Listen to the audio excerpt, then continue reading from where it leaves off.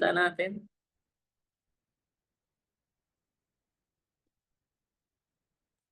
So, sinong may conflict sa exam? So, Sabado siya. Sabado ng early evening. So, more time for us to prepare. Sensei natin exam. And gawa na yung exam. And may ihabol na lang tayo ng lecture next week. So, your worst fears are being confirmed kasama na si power transmission sa exam. So, kaka-check ko lang ng mga problem. So, kasama nga siya. So, kailangan natin siyang i-discuss by Tuesday. So, yes, recorded it. So, yung exam will be on a Saturday. So, nag-announce na sa UBLE. So, yun yung key details. Nasa UBLE na siya. Yung room assignments will be to follow. So magkikita naman tayo sa Tuesday at saka sa Thursday. So pwedeng doon na lang natin i-submit yung mga answer sheets. Then discuss pa natin further yung sa exam paparating. Recorded naman yung meeting. We're still waiting for 6 students. Pero sige, let's allow lang natin na maghintay. So medyo mahaba-haba tayong, marami-rami yung ating i-recap. Sige. So mai-recap natin ulit. So lang natin. So start na ng broadcasting. So unahin natin internal forces and moments. So again, per your study guide, ito yung mga course learning outcomes. So ma-differentiate natin and ma-explain ano nga ba si internal forces at si external forces with respect to members forming a structure. So pag sinabi mong external force, it's a force acting upon a body. Pag internal force, acting within the body. So to recap again, ang palaging nag-govern dito is Newton's second law. So you have conservation of momentum, where yung sum of all forces natin is equals to mass times acceleration. And we also have Newton's third law, which is for every action, there's a equal and opposite reaction. So yung mga reaction forces are not in fact internal forces, but rather they are also external forces to enforce yung restraint.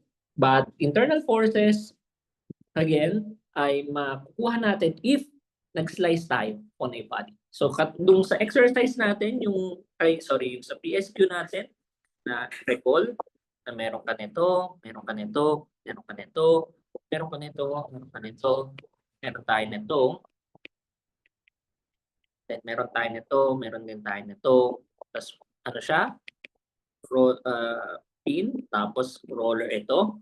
Take note, pag nagsa-slice, hindi lang isang slice na ganyan, dapat isang buong slice ito para may ma-expose tayo na internal forces. So pag nag-slice tayo dyan, so paano ko ba pagtatagpiin ito? So pag in-slice natin, halimbawa na ganito,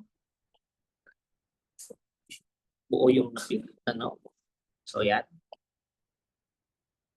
So yan yung natira. And what you'll have right here are the following. So meron kang internal forces dito. Internal forces dyan. Meron kang internal forces dyan, supposedly. And to determine kung anong internal forces yung na-explore natin into a system, kailangan nating ma-identify whether your member is an actual force member or a frame member. And to enumerate all of the internal forces na pwedeng mag-act upon your member, so meron tayong actual force, meron tayong shear, meron tayong bending moment. So kapag 3D, ito yung ating state of stresses. So meron kang shear on the minor axis, shear on the major axis, meron kang axial forces, meron kang bending along the strong axis, major axis, meron kang bending along the minor axis, meron ka rin torsion. So meron kang anim na internal forces, And that would require you to use yung anim na equilibrium equation to solve for these unknown internal forces. So, for example, meron tayong ganito na member, example lang, na meron kang 100 Newton na load. So, this is 3D 3D. So, meron kang X, Y, and Z. So, yan yung ating coordinate system. So, pinapa-evaluate sa atin ano yung internal forces ng point A, point B, at saka si point C. So, yung ating member ay nagsizigzag or yung ating system structure ay nagsizigzag. So, nag-move siya ng 300 millimeter along X, tapos tumiko siya towards positive Z, may 300 millimeters, tapos bumalik siya sa positive X. Nag-move further pa siya ng 300 millimeters along X. And dun sa dulo, sa free end natin, so ito ay fixed end, ito ay free end natin, meron kang 300 Newton na force na along the X, meron kang 100 Newton na force along the Y, tapos meron kang 15 Newton meter na moment na nakaturo along the Z. So every time na meron tayong external forces acting upon a system, palagi natin sisimulan with the force body diagram. So pag may force body diagram tayo, you need to expose all of the other external forces na pwede mong hindi nakikita, particularly dito sa support. Since fixed na support ito, so nire-restrain niya na hindi niya ina-allow na mag-move at this point at saka mag-rotate. And therefore, for it to not have any movements, it must have an external reaction forces along X, along Y, along Z. Tapos meron ka ring moment. So para ma-restrain mo naman yung rotation. Along X, along Y, along Z. So once na napakita mo na yung lahat ng mga forces and yung mga bending moments mo, you can use all of the equilibrium equations para makuha natin kung ano yung mga moment reaction natin. So pag nag-sum tayo ng forces along X, so kailangan lang natin take note that force is a vector. So dapat ay dinidecompose natin into X and Y and Z na components if in case na hindi siya aligned with one axis. Tapos meron kang bending moment. So yung mga moments natin, hindi siya maapektuhan dun sa summation of forces natin. Pero yung mga forces natin, maapektuhan niya yung mga bending moment. So nakita niyo nag-appear tong si 100 Newton sa summation of forces, summation of moment along X. Because if ito yung axis of rotation natin, there kailangan merong moment arm na paganto for the 100 Newton to contribute to that rotation along X. So meron kang, ito yung perpendicular distance niya, and ito yung moment arm mo. Ito yung 100 newtons na ito. So you have a counterclockwise na rotation, therefore positive yung contribution niya. Check natin, si 300 Newton ay on the same axis as with the X. So it's impossible for it to contribute to rotation along X kasi in the first place, R cross F yung formula natin for the moment. So kung yung gusto mong target na moment, in-evaluate na moment is along the X, therefore, yung R natin or yung F natin should not be along the X because yung rotation natin should be perpendicular to both the moment arm at saka dun sa force natin. So kaya wala yung 300 Newton doon sa ating summation of forces. So summation of forces along Y, so hindi pa kompleto to. So meron kang MY na yung rotation mo is with respect to along this axis right here. And kung i-evaluate natin, it's on the same axis as 100 Newton. So walang ka-contribution tong si 100 Newtons. So hindi siya mag-affect dun sa MY natin. However, itong 300 na to, if itatrack natin yung perpendicular distance niya, it will be so meron kang component na along X, and therefore kailangan mo ng component along Z na radial arm para may mag-manifest na rotation along Y. So, which is present kasi meron kang 300 millimeters na moment arm na on top of the 300 newtons will ultimately ultimately contribute to the rotation along Y. So, ito ngayon yung ating equilibrium equation along Y is equal to 0. So, we'll be able to solve for My to be equal to negative 90 Newton meters. Then lastly, summation of moment along the Z. Eh, dapat equal din kay 0. So, i-check natin summation of moment along the Z. So, meron kang 100 newtons. Yung 100 newtons na to ay with respect to y-axis. So, z-axis yung kinukuha na natin. So, yung moment arm must be along the x-axis para may mag-manifest na rotation along z. So, yung moment arm na yon is this very long arm right here. So, meron kang a total of 300 plus 300. So, meron kang 600 millimeters as your moment arm for the 100 newtons. So, 300 yung moment arm and kindly check lang. So, kung ito yung moment arm natin, then pababa na ganyan, this is causing clockwise na rotation. So, therefore, pag sinulat natin yan, meron kang negative 100 newtons times 0.6 meters. Check din natin, si 300 ba makakapag-contribute kay moment along Z? So, si 300 ba makakapag-contribute ng moment along Z? So, we kindly check this permutation between, mag-admit muna tayo sa meeting.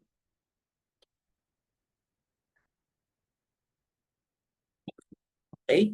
So, yung tanong is, kung si 300 Newton ay along X, therefore, dapat meron siyang moment arm along the Y para mag-contribute siya. So, kung yung force mo ay along X, kailangan mo ng moment arm along the Y para makapag-contribute siya sa moment along Z. Pero kung i-check natin yung mga coordinates, all of these has the same y coordinate. Wala naman naging changes dun sa y coordinate niya. Ang naging changes lang is along the x and along the z. So therefore, yung moment arm niya along the y ay 0.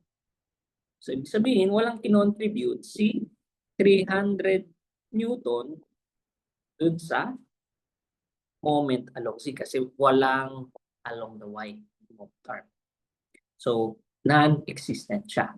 However, don't forget, meron pang 50 Newton meters dito. So, don't forget to encode that.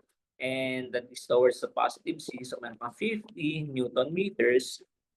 Then, meron ka rin, syempre, moment reaction, MC. So, equal to 0. We can then solve for MZ.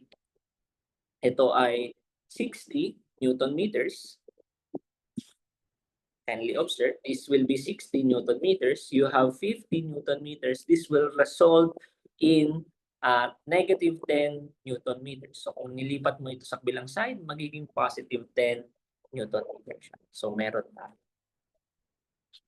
So nakuha mo na lahat external reaction ng mga reactions ng reaction forces. So pwede mo maging approach is you can either cut along this plane, then ito lang yung itira mo. Or for to get yung A, pwede mo naman na i-cut along this plane, then yun lang yung itira mo, yung nandito lang. Pwedeng yun yung magiging approach natin. Pero either way, kahit saan ka man na nag-cut, what you'll be exposing are the same set of internal forces. Dapat same yung magnitude at saka yung sign ng ating mga internal forces na ma-expose. So, let us try for point A. Copy ko lang. So, for point A,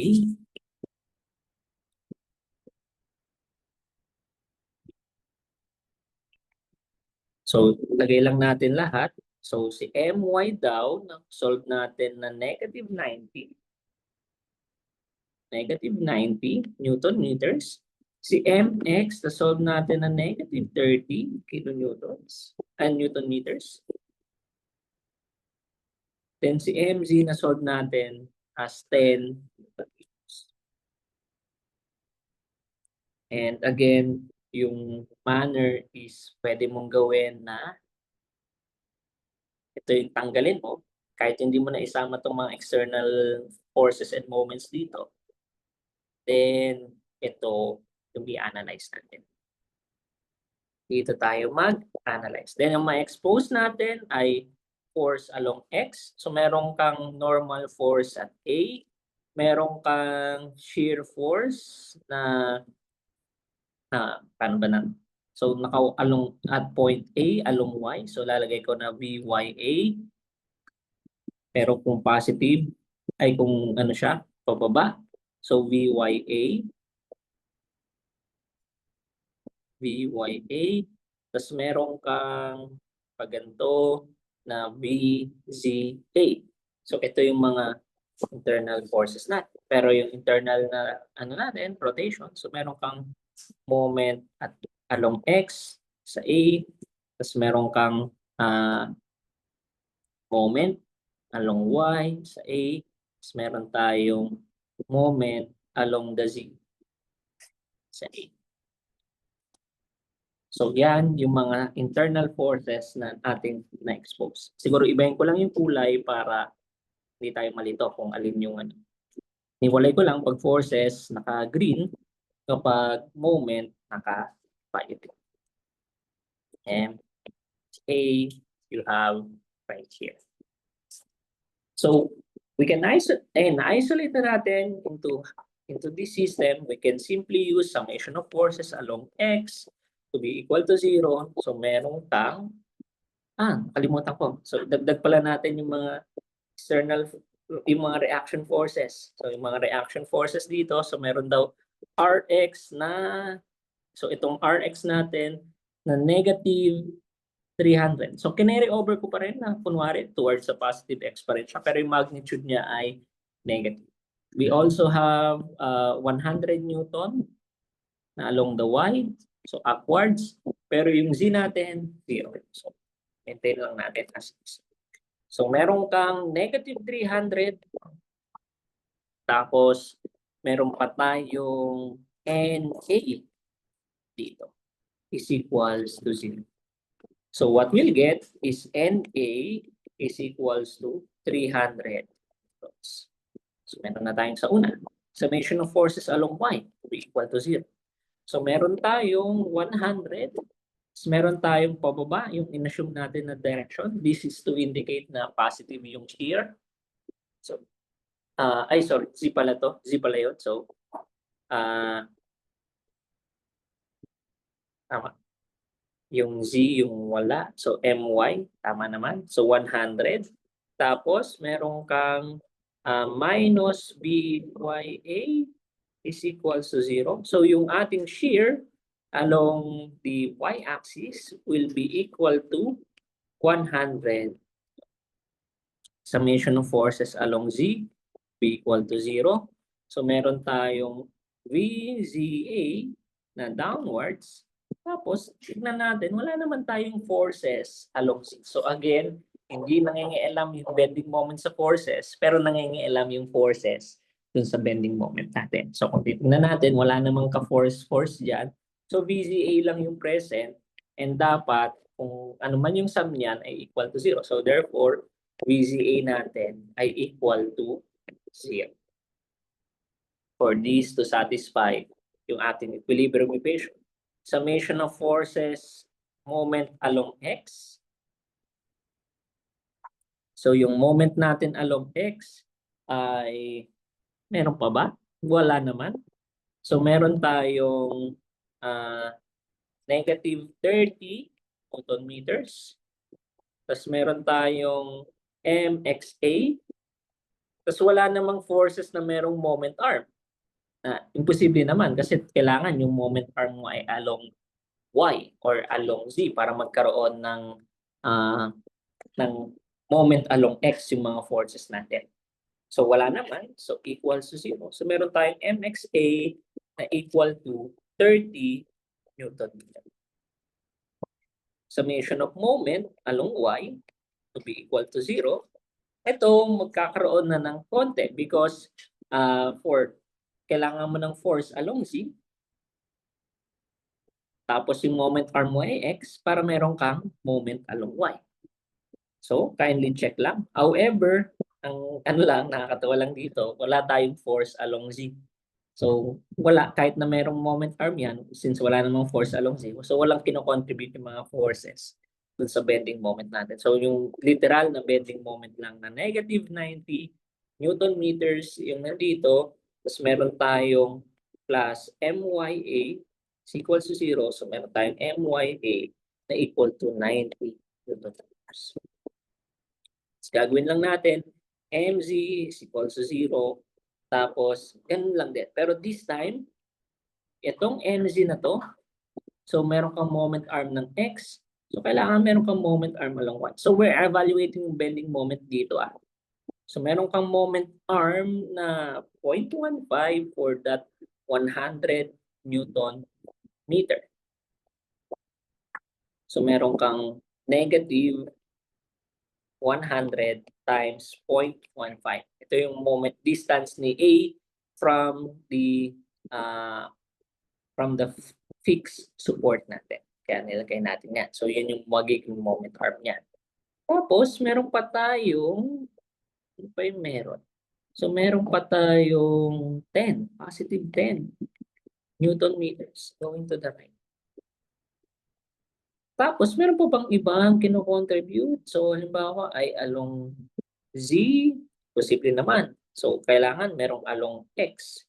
Eh, wala naman din moment arm along Y. So, yan lang yung natira sa ating MC. So, equals to 0. And what we'll get is MZA is equals to, so, may kulang pa.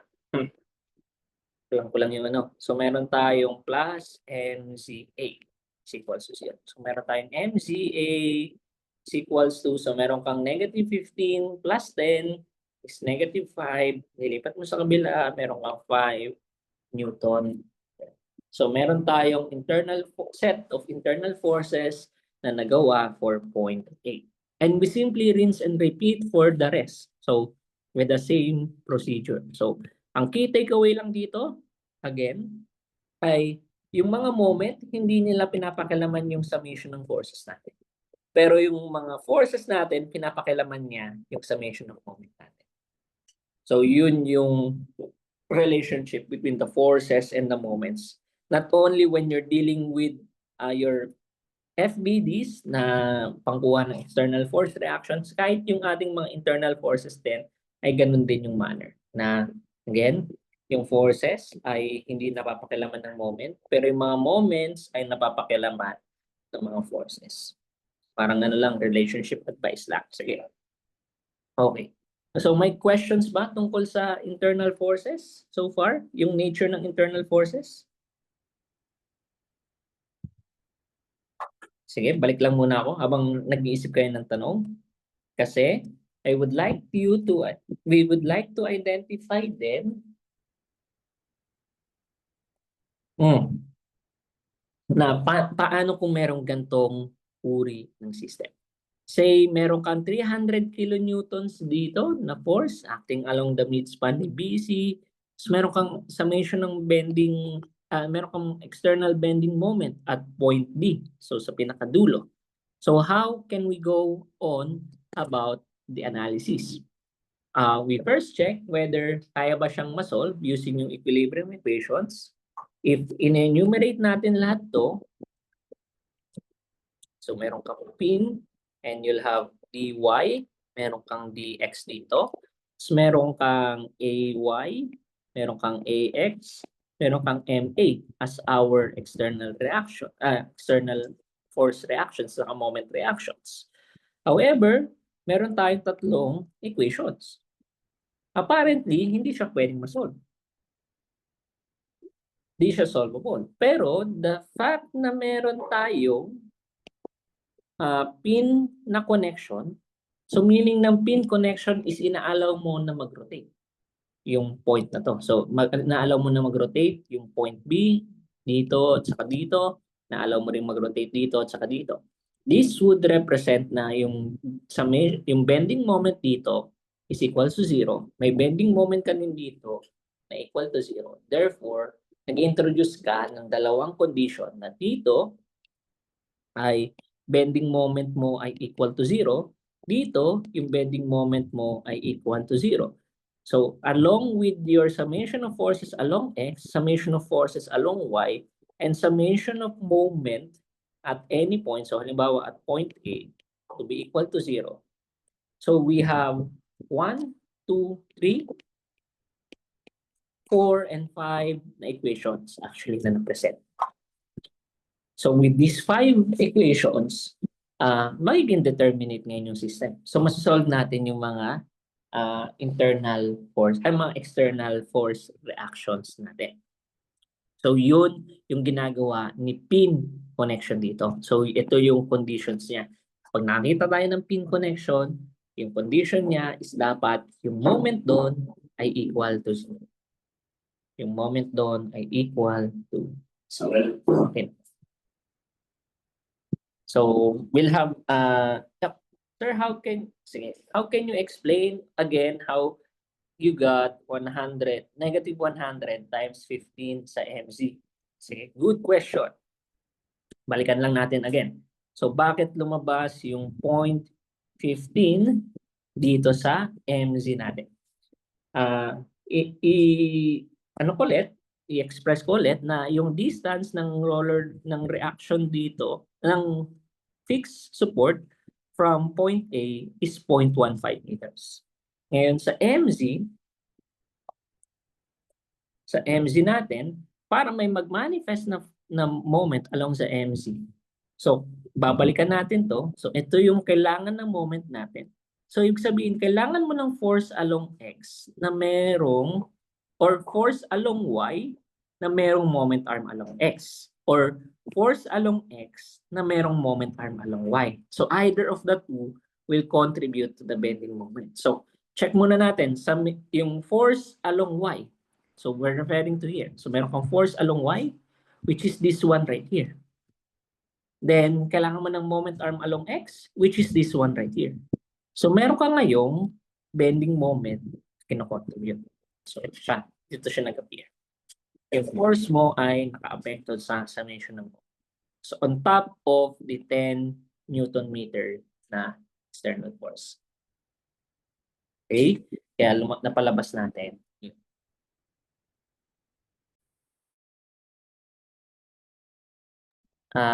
Give me a minute lang. Saglit lang.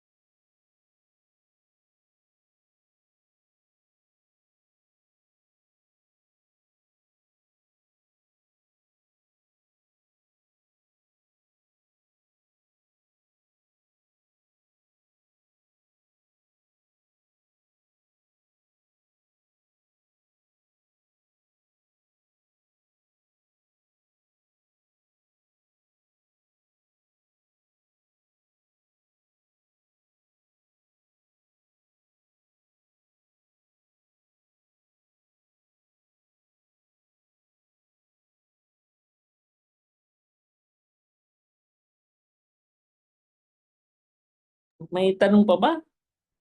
Malinaw naman yung internal forces sa atin?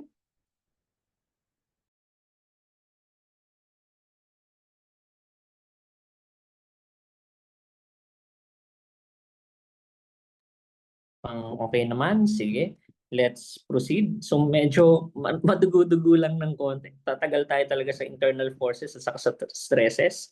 So we proceed dito sa analysis ng problem na to. Ubusan na rin pala ng battery ng aking pen. Sige. So we have this system right here. So balikan lang natin. So ang pwede mo kasing magawa, yung nagiging advantage kung ba't nagkakaroon ka ng pin connection is you can disassociate. So pwede mo siyang baliin member-wise. So meron ako dito na limited lang kay CD. Dito may limited lang ako kay BC. Tapos dito ay limited lang ako kay AB. So mangyari lang, once I expose or I cut these members, dapat at the joint kung saan mo siya disassemble, meron ka dapat na expose na internal forces. So dito may na-expose ako na internal forces. Ito ay arbitrary lang. Take note, yung direction. So then, inassume ko muna na upward si CY, inassume ko din muna na horizontal si CX. Mag-auto-correct naman ito kung in case na, in reality, baliktad pala yung internal forces. Magre-reflect dito na negative yung ating value. So, on top of the reaction forces, so meron kang 1, 2, 3, 4 na unknown na forces, tapos meron ka lang external force na MD. So, yung MD natin, consider muna natin na known siya. So, pag nagsum tayo ng forces along X, nagsum tayo ng forces along Y, nagsum tayo ng moment at B, ito yung magiging formulations natin. And mapapansin natin, dahil meron ka pang isang unknown, ay apat yung unknown mo, pero tatlo lang yung equations mo, parang nakabangle up pa siya. Pero yung ginawa muna natin ay nirelate natin si CX, si CY, kay DX at saka kay TY. So parang ganyan lang siya. And at the same time, if nagsum tayo ng moment, malilimit pa natin further na si CX is also a function ni CY along with the external moment. So na-establish natin yung relationship ni CX at saka ni CY. And yun yung i-carry over natin over to our next system. So again, na-mention ko na si CX is a function ng CY, so pwede ko i-carry over siya dito. Take note, equal but opposite yung reaction forces. So meron akong CY na pataas, dito yung CY ko pababa, yung CX ko na pakaliwa, dito yung CX ko ay pakanan. And yung isa ko pang kinat is si point B, so ito yung na-expose ko na internal forces. So again, dahil pin na support siya, 0 dapat yung internal bending moment mo at the pin na connection. So wala kang bending moment dyan. So what we have is 1, 2, 3, 4 na forces.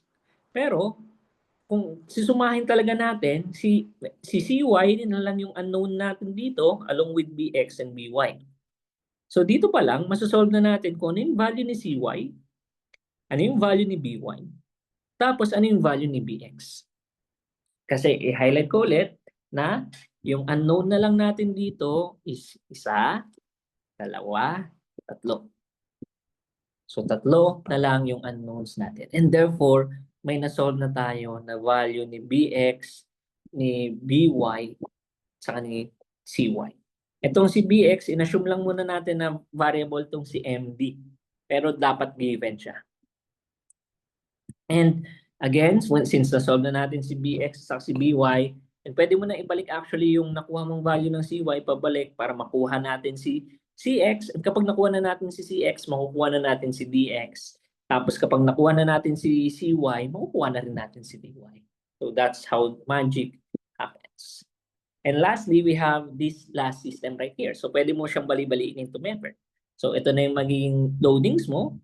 So meron kang yung BY mo na pataas, naging pababa siya dito. Then pwede mo nang i-substitute yung nakuha nating value, which is 150 right here. So meron ka ng 150 dyan. So yung nakuha mong BX, which is this one right here, i-carry over mo lang din dyan. So yung unknowns mo na lang is AX, AY, at saka MA. Yung MD again ay assumed to be known.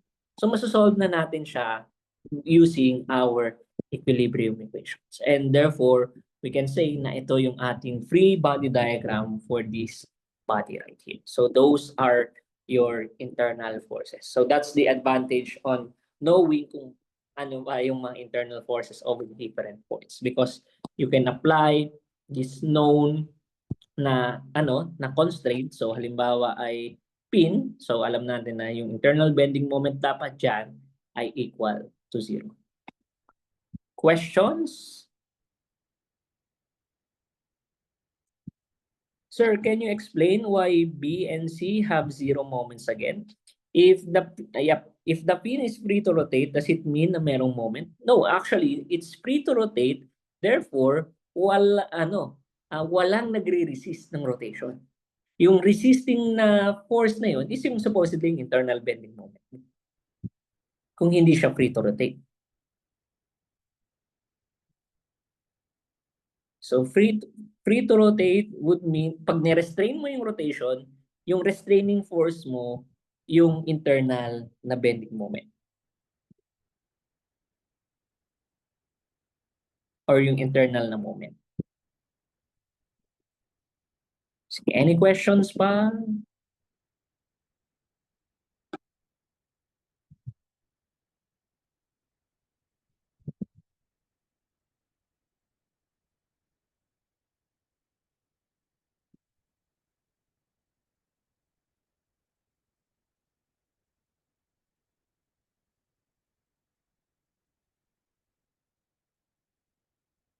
Would it possible na makahingi ng copy? Try ko, sige. Ang dami ko nang ginagawa na na notes para sa inyo. Sige, pa isa-isa. So, try ko na abulin talaga na magkaroon ng oras for this. Ginagawa ko na rin actually mga previous na modules natin, pati mga answer key. Pero mas maganda nga na with guidance natin babantay, i-monitor. And during class hours natin siya ginagawa. Wait lang, nasaan na? Ayaw Ayun. Okay, allow me to share back. Let us discuss now yung stress. So balikan lang natin, recap lang natin, merong dalawang uri ng stress, di ba? Meron kang normal stress, meron tayong shear stress. So si normal stress ay, may papa-admit, wait lang. Okay, ayun. So si normal stress ay, ang notation niya ay sigma, si shear stress yung notation niya ay tau. So si normal stress ay nangyayari if yung ating force vector ay on the same plane as with the vector normal to the plane. So halimbawa yung plane kung saan nagmamanifest yung force mo. So yung n na ito, yung vector normal to the plane is on the same line of transmission as with the force. And therefore, yung magmamanifest dito are what's called normal stresses. And knowing yung ating St. Venant's principle, we simply assume muna for the meantime that St. Venant's stresses, pag normal stresses mo, it's uniform across the cross-sectional area. And yung stresses mo will be equal to force over area. So yung normal force over your area. Yung shear stress natin, medyo contrary. So we have vector normal to the plane right here. Yung magiging direction mo ng force will be perpendicular to your vector normal to the plane. And as a result, yung shear stress natin ay parang stress na distributed in this way. So hindi siya normal to the surface but rather tangential to the surface. So meron tayong ganito. So meron kang V over A is equals to tau average. So nilagay ko muna na average talaga to. For sure, average ito. And maganda rin na i-point out na meron tayong engineering stress and meron tayong true stress. So engineering versus true stress. So kung meron kang force distributed over an area, And ang napapansin natin dito, if sinubject natin sa testing to, pag na-load natin siya, nagde-decrease actually yung area. Yung force mo remains constant. So apparently, as you increase yung load, yung stresses mo, normal stresses mo, also increases. And this is what's called yung true stresses. Ito yung true stress mo. Pero ito try na for the sake of ES102 purposes, yung ina-assume natin that yung A natin is yung original natin. Yung area natin would remain constant kahit na i-ramp up mo pa yung mga forces. And this one right here is what's called yung engineering stress. So ilagay lang natin yung key distinction na yan. So meron tayong engineering stress. So meron kang meron tayong dahil sa normal forces, meron din tayong dahil sa shear stresses. So imaginein mo na meron tayong right here. So ito yung itsura ng normal stress mo. So normal force mo. So meron kang N dito, tapos meron kang V dito. So kapag nag-cut tayo dito, tapos halimbawa nag-cut tayo dito, itong N na ito, yung magiging equivalent na na stress niya will be something like this. Ito yung nag-manifest, dinistribute siya over an area. Similarly, kung ginawa natin yung sa shear, nag-cut tayo along that plane right here, yung na-expose mo naman is ito. Meron kang shearing na effect dyan. So ito yung kantumbas naman ni shear stress. Pero meron akong kailangan ding i-point out na part. Try natin na imaginein na meron tayong itong member, actually loaded siya. So actually loaded na member, tapos biglang meron kang ganito. Bigla siyang lumapad na ganyan. Tapos dito lang siya restrained, dito lang siya restrained, pero yung gitna ay hindi restrained. So meron kang P dito. So ano yung nangyayari? We can do yung FBD. So yung FBD na makukuha natin is meron kang reactions, ang mga forces diyan. I-assume muna natin na equally distributed ito dito, equally distributed ito dito. Okay. After that, we kindly check sunod ay we would imagine na itong plane na to at saka itong plane na to would be subjected to what's called punching shear. So meron kang punching shear dyan. So punching na shear stress. So kung titignan natin from above, it will kinda look like that. So yung punching shear natin ay simply equal to kung ano yung force na nagkukos ng shearing effect. So take note na nagtatranslate itong P as shear. From normal, nagiging shear siya dito sa plane na ito. Nagiging shear siya sa plane na yan. Kasi walang, how do we put this? So meron kang force dito, tapos meron kang nagka-counteract na force na not on the same na line of transmission as your given na force. So kung imagine mo, yung line of transmission nito will be here, kasi itong line of transmission niya ay papunta dito. So parang gusto ng malaking shaft na ito na mag-punch through. Kaya siya punching shear. So that force right here must be distributed over yung perimeter. So iti-take note lang natin yung perimeter ng punching plane natin. So ito yung perimeter right here. Ito yung perimeter niya. So kunin lang natin yung perimeter multiplied by yung thickness. Yung thickness ay ito. Kung gaano kapal. So it will be distributed over that area right here. So that will be your punching shear. So yun yung ating shear stress. So it can either be due to a shear force or due to a punching effect. So it will manifest in the form of punching shear. And to roll back a little bit, since meron na tayong stress, we relate it to displacements, and yung loads na yon ay related kay stress. Yung displacements manifest into something that's called strain. And na-imagine na natin to. Ito na yung ating stress strain diagram. So, meron kang elastic limit hanggang dito kung saan proportional yung stress sa strain. Kakaroon ka ng strain hardening dito, you'll reach yung ultimate stress. Then magkakaroon ng necking, kaya nagde-decrease na siya and magbe-break na siya sa dulo.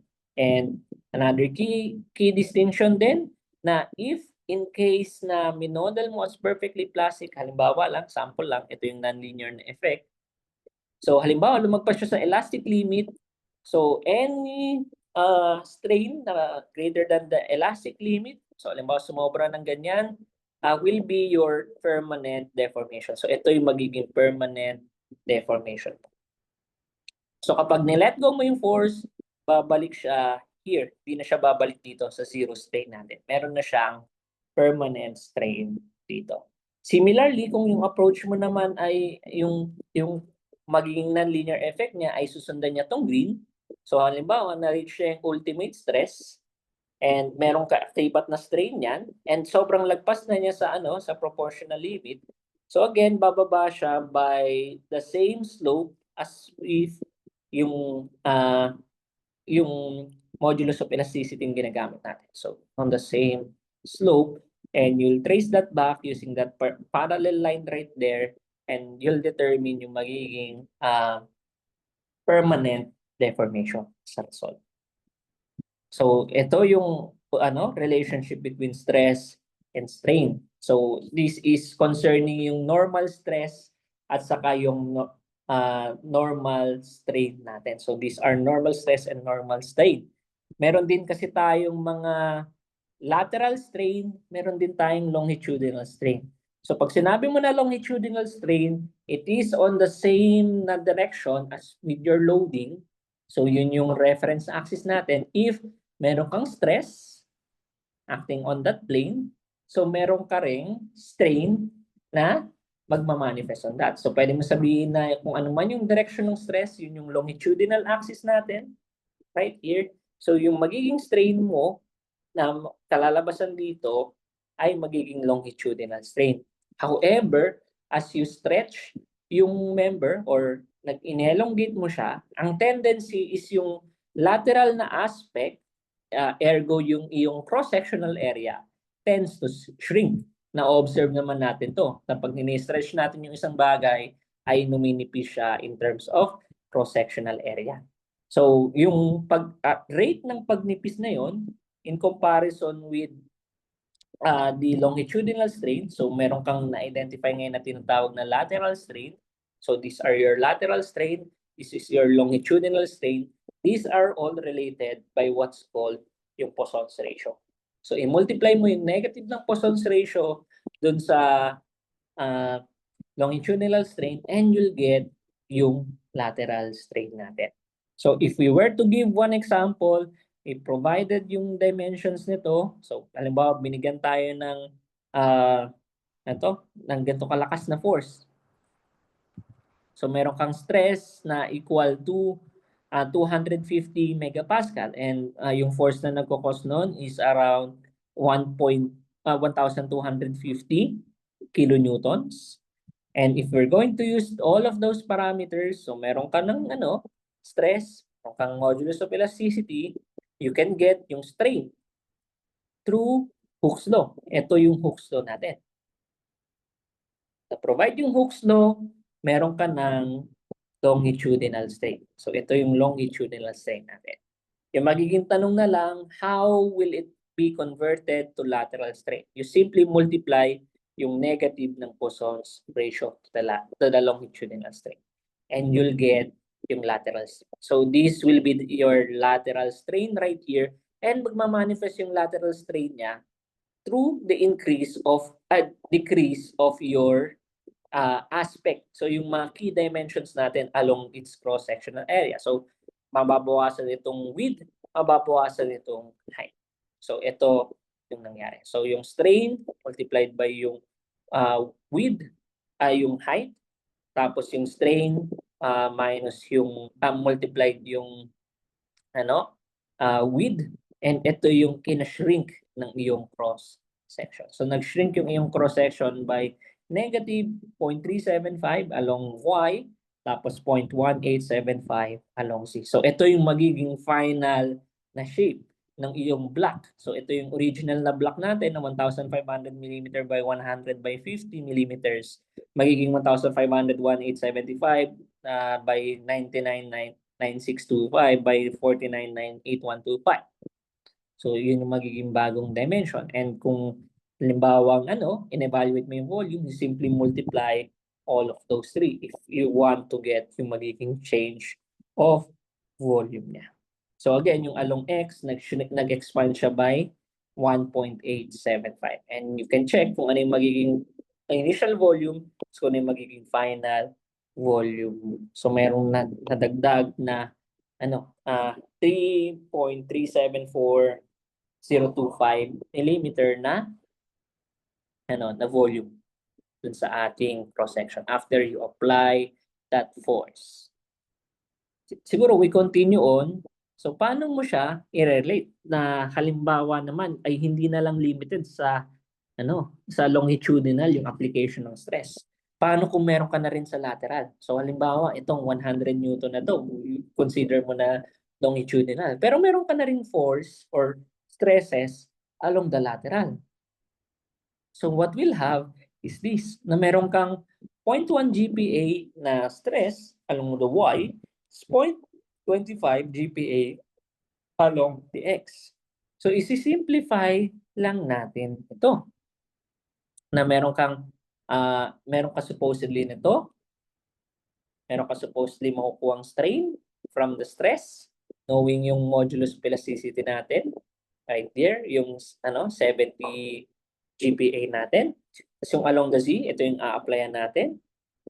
Apply lang natin siya. Tapos na nga yung battery ng pen. And yung key distinction lang dito, isi-add mo lang yung nakuha mo na effect so meron kang kasing lateral, 'di ba? May makukuha kang if i-consider mo tong si 50 as yung longitudinal stress mo, halimbawa ito yung longitudinal stress mo, ito yung magiging longitudinal strain niya, supposedly. But on the perspective naman ni along the x-axis, so halimbawa kung ito naman yung tinbit mo na longitudinal stress, ito yung magiging longitudinal strain niya. Pero alam mo rin na dahil nagkaroon ng longitudinal stress dito, magkakaroon ng lateral strain na dadagdag ito.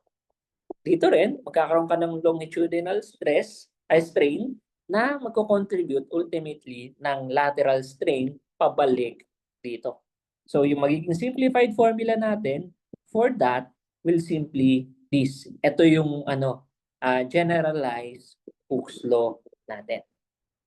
So if in case na meron kang stress along X, stress along Y, stress along Z, so it's a very generalized na formula na makukuha mo na yung strain along X, yung strain along Y, yung strain along Z. So mnemonics wise lang, so kung X ito, dapat X yung nandito. Tapos yung other axis ay nandito sa kasama ng Poisson's ratio over E.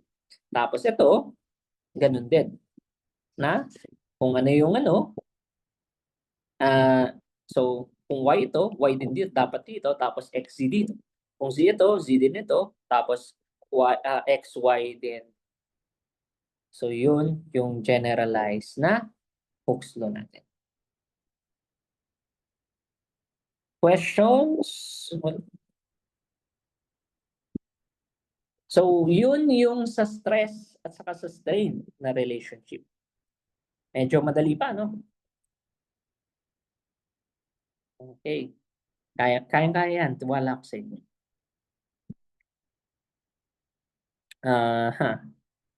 Tapos ay let us also explore. So ito yung isa pang papa-exam natin, yung actually loaded members.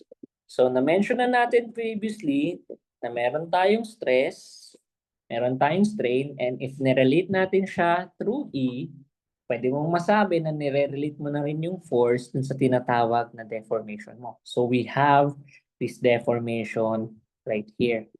Na if integral form, so meron kang internal axial force multiplied by dx over your cross-sectional area times your modulus of elasticity. However, if constant naman si n, constant naman si a, constant naman si e, this integral term right here will simply be an evaluation along the length. So magiging L na lang siya. So for Newton's third law, kadalasan naman, kung ano yung internal axial force, ayun yung external na force. So kung gusto mong i-stretch, magre-reflect naman siya na yung internal axial force mo will be intention din naman. So recall lang, stress and strain, we have two different materials. So ito yung magiging worst case scenario natin. You have two different materials with two different moduli of elasticity, and therefore iba yung rate of conversion ng strain natin towards stress, or kabaliktaran din ng stress towards strain. So how would you then imagine if we were to be presented with a non-homogeneous section? Say we have a wood right here that is jacketed or covered by a 5 millimeter thick steel jacket. So ano yung magiging action nito? You would imagine na if you were to apply an external force P, yung magiging internal forces natin, ang magiging concern mo pa, anong fraction ng internal force na nagre-resist dun sa force P, yung mapupunta kay steel, yung carry ni steel, ano yung fraction ng internal axial force na mapupunta kay wood? Yun yung magiging tanong natin. And we'll have this intricate na relationship right here na may negative P minus P steel minus P wood based dun sa ating free body diagram right here. So pag in-evaluate ko yung along the yellow, yan yung tatlong forces na present. So again, nag-arrive tayo dun sa PL over AE using this relationship right here. So if we were to animate yung relationship ng forces at saka ng strain, we need to establish, especially if different yung materials mo, different yung material, na let's try to rationalize bakit nagkakaroon ng tinatawag na compatibility. So halimbawa ay in-apply mo yung load along the axial member. Initially, di ba, yung pressure mo will be, or yung stress mo will be evenly distributed across its entire area.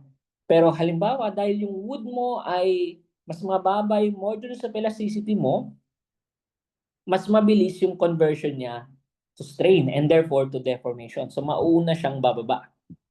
And kapag nauna siyang bababa, mangyayari is yung forces ay magko-concentrate kay steel. Kasi ito, hindi na in contact dun sa forcing plane mo. So si steel na lang yung in contact. So magko-concentrate dun yung stress. Then as a result, ito, bibilis din yung pagbaba. Bababa din yung stress, yung steel natin. Bababa siya to the point na sabay na ulit sila ng wood. And the process will repeat. So parang nagka-catch up yung steel. So nauna si wood, hahabol si steel, then sabay ulit, same ulit yung stress nila, mauna ulit si wood, susunod si steel, sabay ulit sila sa dulo. So yun yung compatibility natin. Na dapat kung ano man yung displacement ng point na yon or yung deformation ng point na yon must be consistent on both material. So kung ano man yung final deformation mo, dapat pareho yung deformation ng steel na part dun sa wood na part. And with that said, nakapag-establish tayo ng tinatawag na compatibility, and with that, nakapag-introduce tayo ng isa pang equation kasi sinabi natin na dapat yung deformation ng sa wood or ng sa isang material na cross-section ay dapat equal dun sa deformation ng isa pang material, ng isa pang cross-section. That is telling, parang sabay na sinusustain yung internal force, yung effects, yung action. So as a result, meron kang isa pang equation, dalawa na yung equation mo, dalawa yung unknowns natin, masosolve natin siya. So itutuloy lang natin na halimbawa meron kang steel jacket na 5 mm thick. Tuloy nga natin. So yung wood is 200 GPA, yung steel ay 2,200 20 GPA yung wood, 200 GPA yung steel. Compute natin yung across its entire length. So meron kang cross-sectional area ni wood na 2,500 millimeters squared. Meron kang cross-sectional area ni steel na pwede natin gawin na since 5 millimeters yan. So meron kang extrang 5 dyan. Extrang 5 rin dito. So yung 50 naging 60. So meron kang outer na square, meron kang inner na square. Pwedeng ganun yung treatment natin. So makukuha natin is 1,100 millimeters square. So say meron kang 60 kilonewton na load, say na length mo ay 4. Bago tayo syempre sumabak dyan, kailangan kasado na sa isip mo kung anong units yung gagamitin natin. So if in kilonewton and millimeter, dapat lahat ay naka-convert na into kilonewton saka in millimeter. So particularly yung ating modulus of elasticity. So instead na yung GPA na yan will become kilonewton over millimeter squared. You can set up yung equilibrium equation. So again, we're asking, ano yung magiging fraction ng 60 na mapupunta kay steel? Ano yung fraction ng 60 na mapupunta kay wood? And we establish yung compatibility that such that equal dapat yung deformation ng steel dun sa deformation ng wood. So we have this equation right here. So ito yung fraction ng force na mapupunta kay steel. Ito yung fraction ng force na mapupunta kay wood. So upon solving, you'll have this equation right here that will relate kung yung value ng internal force ni steel in terms of the internal force. So we have this relationship right here that yung internal force ni steel is 4.4 times of that dun sa internal force. You can substitute this to here and you'll have this equation right here. So yung wood na lang yung ine-evaluate natin. And ang makukuha natin is 11.1 kilonewtons. And since na-solve mo na itong isa, you can substitute it back dun sa sa equation 1. So ito, para makuha natin kung ano yung natira, which is yung 48.9. And even one of the two, yung evaluate natin, maski si wood yung i-plug-in mo. So halimbawa yung 11.11, yung i-plug in mo dito, gamitin mo yung L, gamitin mo yung A ng wood, gamitin mo yung E ng wood, dapat equal siya kung ang ginamit ko naman ay 48.9, ginamit ko yung L na 4,000, ginamit ko yung E ng steel na na 200 GPA, tapos yung A na 1,100. Dapat pareho silang negative 0.89 millimeters. So nagbigay pa ng isang example, halimbawa meron kang ganito, 60 kilonewton meters, meron kang composite section sa BC, tapos sa point A, meron din, sa point B, meron ka din dyan. So you'll be asking paano ba siya at different stages. So sa unang cutting plane, ito yung internal forces na ma-expose mo. Sa pangalawang cutting plane, dalawang internal forces yung ma-expose mo, yung kinikerry ni steel and yung kinikerry ni wood. Tapos dun sa pangatlo, isa na lang, kapareho na lang siya nito na nasa na? Ito, kung ano na siya doon. So yung step-by-step procedure is always get the internal forces at different segments. Mas maganda na in terms of diagram para may idea ka kung constant ba talaga yung actual force natin. Saan ba kakaroon ng key changes dun sa ating internal actual force. So yun yung kailangan natin masagot. So for the first one, meron ka na ma-evaluate na internal actual force na totally on the wood. So you can actually determine already if we know na 1 meter ito. So ito ay deformation along AB. So relative ito. So whether you're looking from point B towards point A or if you're looking from point A towards point B. We can repeat the same for the second one. However, there is a need to establish yung compatibility. And same lang naman din yung dimensions, just like on the previous example. So nakuha na natin na 4.4 times ng internal force ni wood, yung nakikerry ni internal force ni steel. So with that said, makukuha natin yung allocation. So meron kang negative 11.11 at saka negative 48.9 99. And makukuha mo na actually yung magiging deformation nito as a result. Kahit na substitute mo lang yung 11.11 dun sa wood, makukuha mo na siya. Similarly, ganun din yung gagawin natin dito. Nag-cut lang tayo ng plane dyan. We have an internal axial force right here. And what you'll get is, alam mo yung length ng segment na to, ng segment CD, which is 2,000 millimeters. So yun yung gagamitin mo na L dito. Alam mo na ito.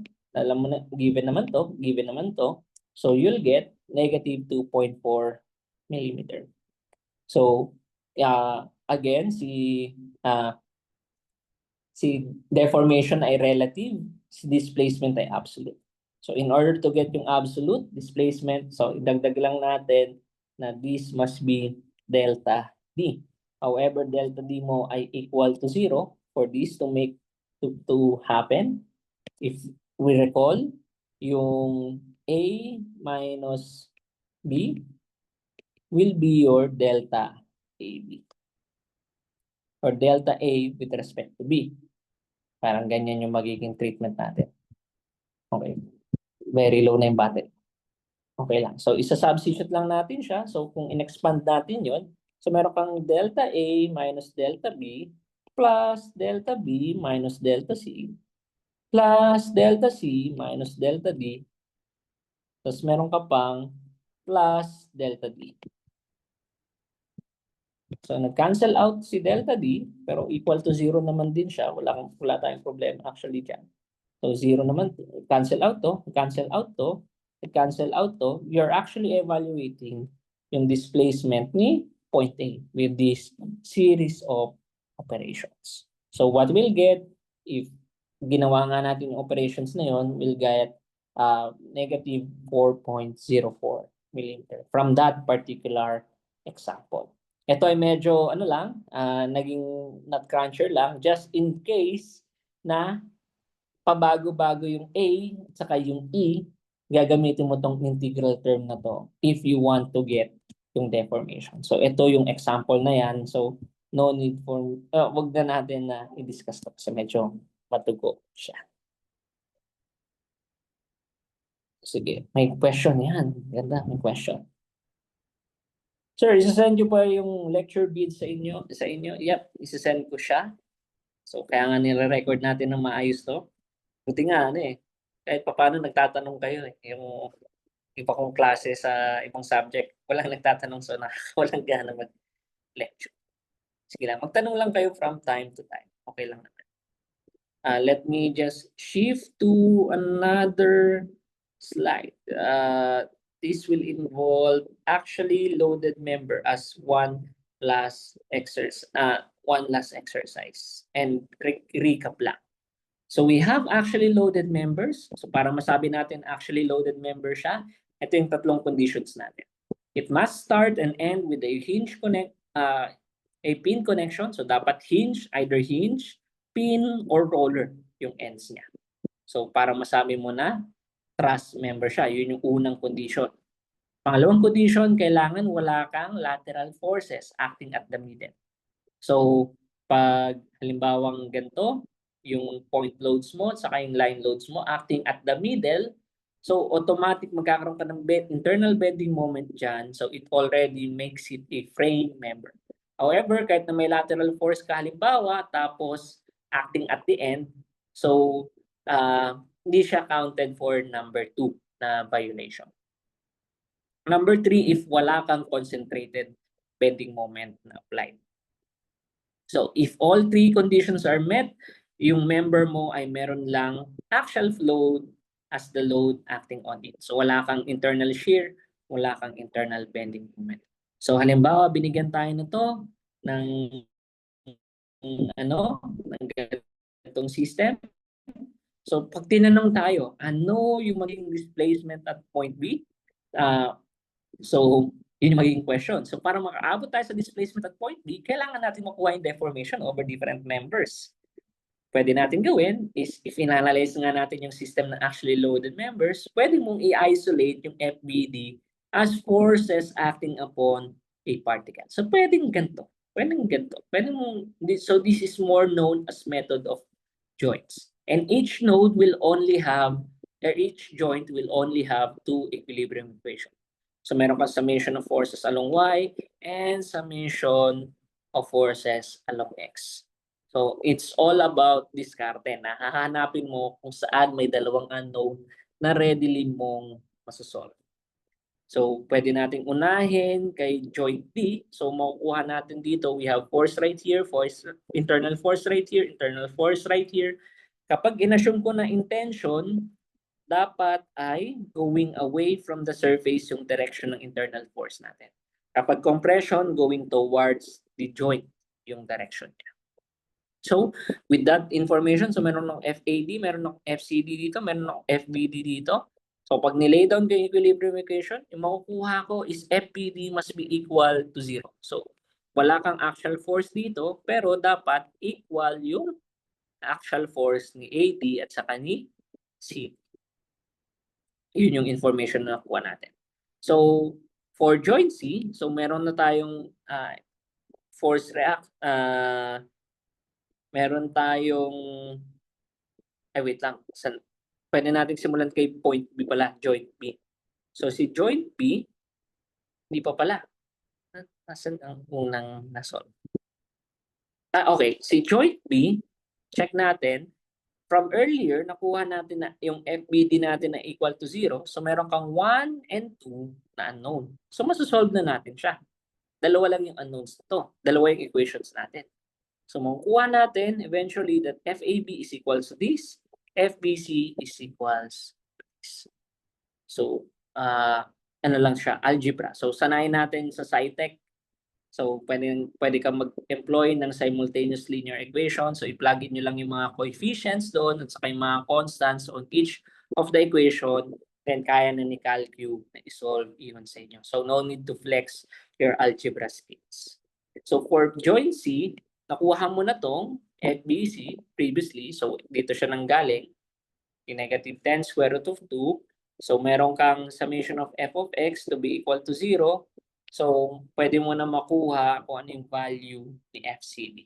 Hindi natin, kahit skip mo na yung reaction forces. Pero ano din naman, malaking boost din naman sa ano natin na kaya nating magawa yung mga reaction forces. Makuha rin along with the internal force members.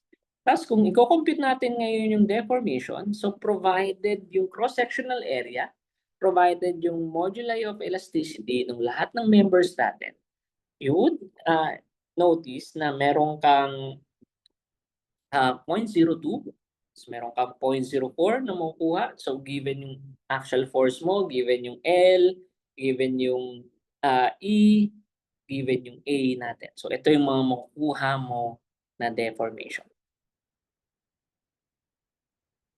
Makukuha mo na deformation. Now,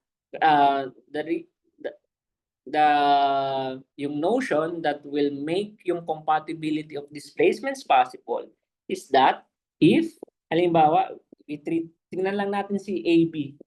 Si AB, yung point A will remain in place due to the pin support. Pero pwede siyang mag-rotate.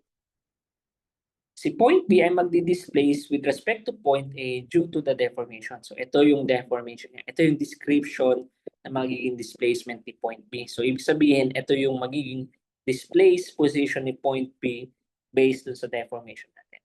Well, at the same time, dahil inaalaw mo na mag-rotate, so mag-swing, yung actual force member AB, so pwede siyang freely na gumalaw along parang radially, nagkakaroon ka ng ganyan. So, pwede siyang mag-swing from the pink towards sa green. And you would imagine na yung path ngayon ng displacement due to rotation will kinda look like this. So, meron kang B, meron kang B prime, meron kang B double prime. So, yung B double prime mo ay dahil sa both rotation at saka sa deformation. So, yung actual path nung pag-swing is in fact ay arc.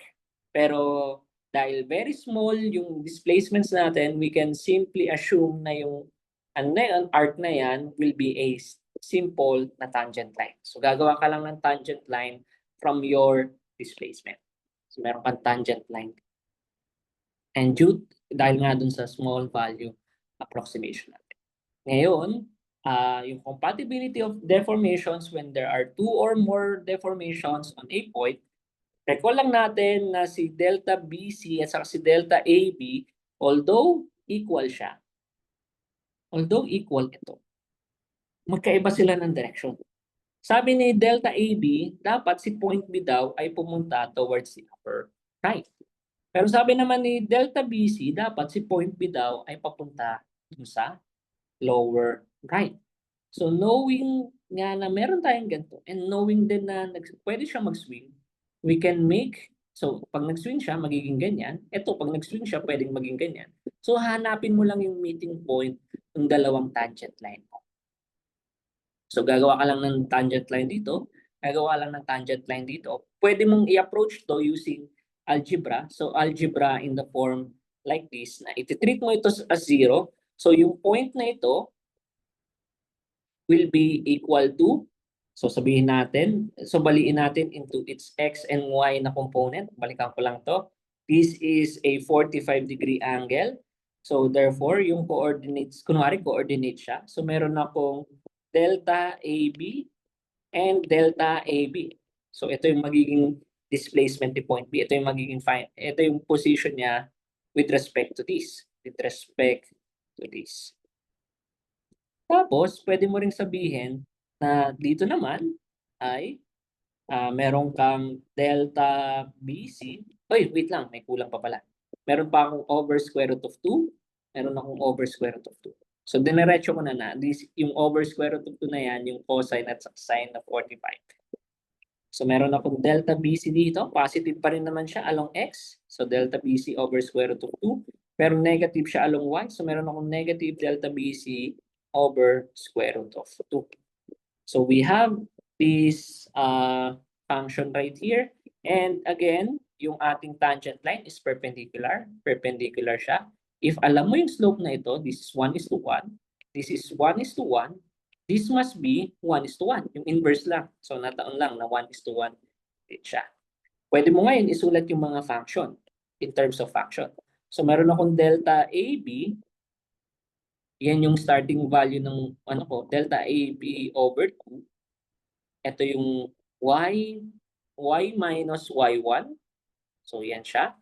Equals to kung ano yung slope. Yung slope natin na equal to 1 multiplied by x minus yung starting value ni x1. So, delta AB over 2. So, meron tayo nito. So, again, yung formula, if in case na nakalimutan natin, in making a tangent line will be equal to that. At kindly take note lang na ito yung line na ginagawa natin. So, this must be equal to negative. So, -1. And simplifying, we'll have ito. So, meron tayong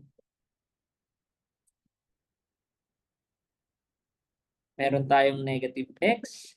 Tapos, meron tayong plus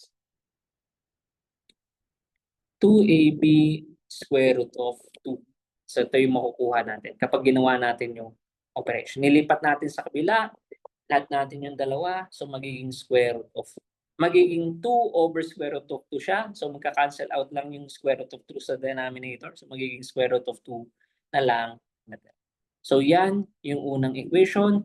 Yung pangalawang equation, kapag natin, sinet up natin, so meron tayong y, tapos magiging positive to, plus delta BC over square root of 2, tapos yung slope niya is positive 1, tapos minus x minus delta BC over square root of 2.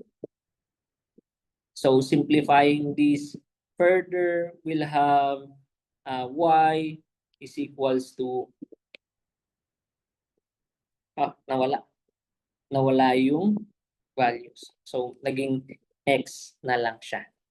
So, it's all about finding saan ngayon nag-intersect itong dalawang. You can use yung algebra. So, knowing these two, makukuha mo ngayon kung saan siya mag-intersect. So, meron kang So kung sinubstitute ko ito papunta dito, we'll have x or 2x is equals to square root of 2 delta AB. And what we'll get is x is equals to square root of 2 over 2 delta AB. Yun yung magiging coordinates niya. And kapag sinubstitute natin pabalik dito, what we'll get is y is equals to 0. So meron kang makukuhang displacements. So pwede mong gawin in terms of algebra yung deformations natin. Pero pwede rin naman natin gamitin yung geometry natin to solve for delta B. So for this problem, it is coincidental that delta B is along the horizontal. So yun lang yung kagandahan. So one particular example, so halimbawa naman ay ganito. So again, ito na yung naging exercise natin just like last time. So parang magkakaroon ka ng algebra dito. So ito yung perpendicular line ng delta BC, ito yung perpendicular line ni delta AB.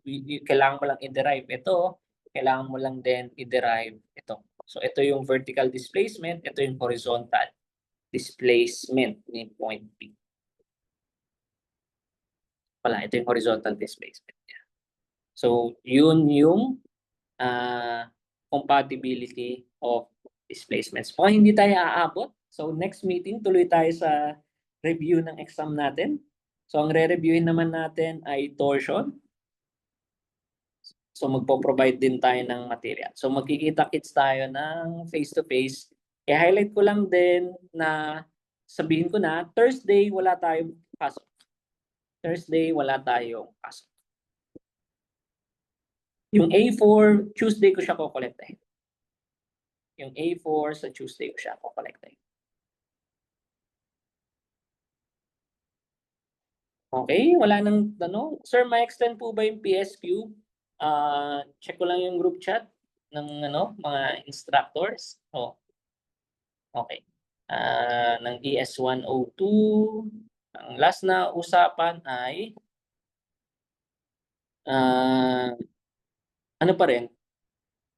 Tuloy pa rin. So, 1 week pa rin since nung lumabas yung PSQ, yung pa rin yung magiging deadline niya. So, na-release siya ng Tuesday. So, hanggang Tuesday din siya, ay Monday siya isasubmit. So, kung may mga questions kayo sa PSQ, pwede nyong i-raise sa akin yan. So, pwede kayo magpa-consult. Kayo mahihiya. Saturday nakalagay sa uble. Confirm ko lang. So, kasi dahil na late ng release, supposedly 1 week to . Pero sige. Bring up ko na lang. Then, balita ko agad sa inyo right away kung ano yung naging confirmation tungkol dito. Okay, with that said, you are free to go. So, pahinga lang tayo dyan. Stay safe. And, kita-kits tayo sa Tuesday.